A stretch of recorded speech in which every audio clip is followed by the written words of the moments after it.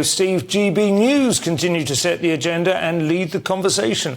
And The Guardian are once again reduced to reporting on its aftermath. Yeah, Lee Anderson, you might have seen him in the canteen, stands by attack on Sadiq Khan and launches fresh broadside, is the way they phrased it, so not getting that whip back. He definitely says some true things here, that when you think you are right, you should never apologise. It would be a sign of weakness. He also says if you think you're wrong, you should apologise. He spoke of his frustration about what's happening in London. That's definitely his decision to have. But the fact that he says he thinks his wording was clumsy, you could whip up a little apology for not being less clumsy. A small amount of humble pie, like 30p's worth. Yeah. And then, so I think he made an error by focusing the story in the wrong area. Even Suella managed to phrase things better, saying the Islamists and extremists and anti-Semites are now in charge. Such a vague target. But let me just say this. The scape squirrel would have been found. The hunt for the scape squirrel was of such a magnitude and intensity that a scape squirrel would have been identified and brought to bay, and that would have happened. And it turned out that Lee Anderson made it a fairly easy capture. But actually, I think what he's done in the aftermath, and I think you agree, Nick, is he's actually handled it quite skillfully.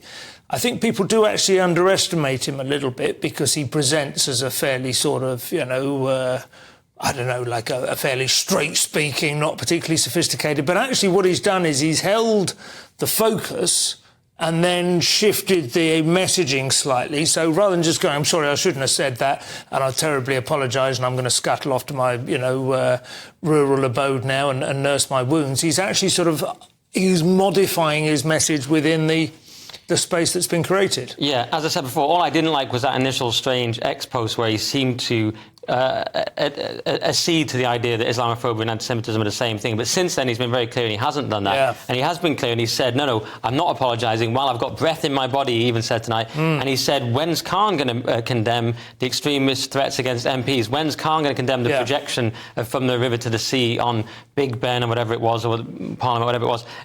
And Khan hasn't condemned those, and that's right to point out. So you've got to stop playing their game. And you can't... It's not like me apologising to you, Sam, if I've annoyed you backstage or something. This is politics. You can't apologise to people like Sadiq Khan because they're not good faith actors. And nor is there any impartial third party looking on, adjudicating the whole thing, going, oh, he was right to apologise. It's just war. It's a culture war. I absolutely agree with you. If he had apologised, Khan would have gone, in which case you should be thrown out of the party, or and let's see the whole thing. Yeah, he's saying, where's the condemnation gone? But then you wanted squirrel part two. The point is that we never should have had this particular squirrel in the first place. It is so true to say, where's Khan's condemnation of these things? Yeah. You don't make that happen by making him out to be some sort of Manchurian candidate. No, that's true. However, it is reasonable to say these marches have happened week after week. They've become more and more dominant, or they've gained in confidence. We've seen a very controversial slogan being projected onto the side of the Houses of Parliament. We've seen Tower Bridge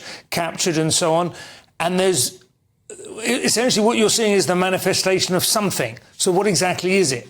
Yeah. And that's a reasonable way of bringing that to the conversation, right? And one last point here. It shows the distinction between Anderson and the Tories, which is why there is already rumours about him joining Reform, because the Tories have proved they're not able to meet this task. They are just the same as Labour. Yeah. They want to be wet and play along with Sadiq Khan because they're the same people. I'm afraid you're right.